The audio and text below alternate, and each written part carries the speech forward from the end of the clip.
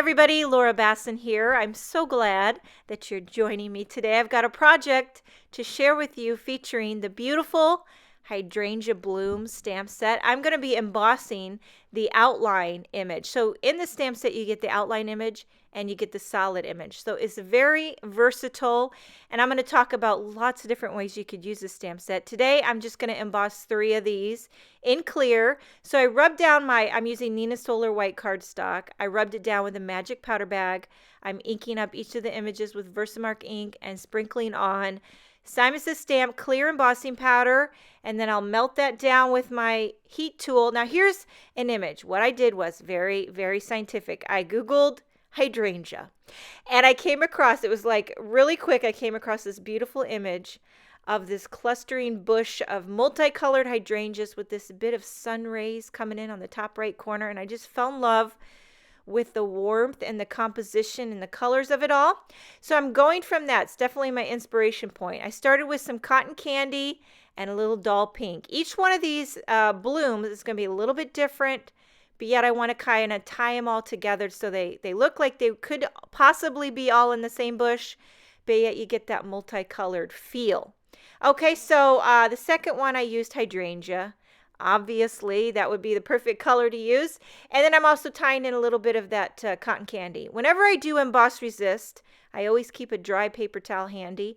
I like to rub off any excess ink that gets on top of your embossed image. That way that white really pops through. On that third hydrangea, I wanted to bring in some of that blue, so I used Blue Jay. And then I die cut these out with the coordinating dies, made it really simple. Now, one last thing I did before I finished is I add, when all else fails and you don't know what to do, add a little Hot Mama. And I thought it would be fun to add Hot Mama, is always fun, but to bring in a little consistency on each one of the blooms so that it has similar color, at least one similar color. And that Hot Mama is what's going to tie them all together, and it really gives that deep, rich darkness that I was wanting. Now for the leaves. Now all the leaves in the stamp set are solid. So what I'm going to do is use my Misty. I inked them up with Jelly Bean first, and then along the base, just along the base, I put a little Lucky, which is a darker green. Then I go back in with my Jelly Bean and kind of just tap it out to smooth it out.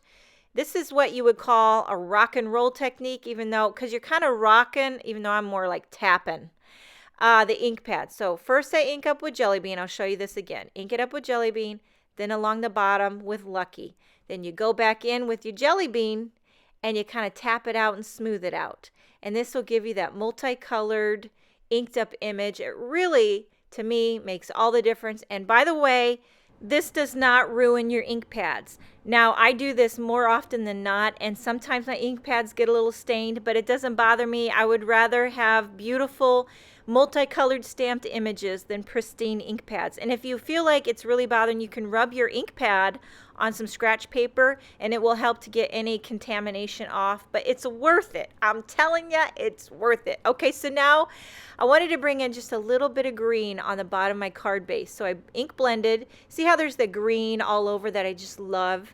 So I brought in some Jelly Bean and some of that Lucky, a little bit just on the bottom left corner. Now what I'm going to do is try to fake a little bit of sun rays. So I got a piece of just plain scratch cardstock, just white cardstock, and I've got this new yellow lemon zing bright cheery color, and I'm taking my ink blender and just as I mask off, just kind of making some sun rays, if you will. I'm going a little darker in the bottom, lighter as it's toward the top, trying to space them, evenly if I can. I'm really just eyeballing this whole thing just right off the cuff.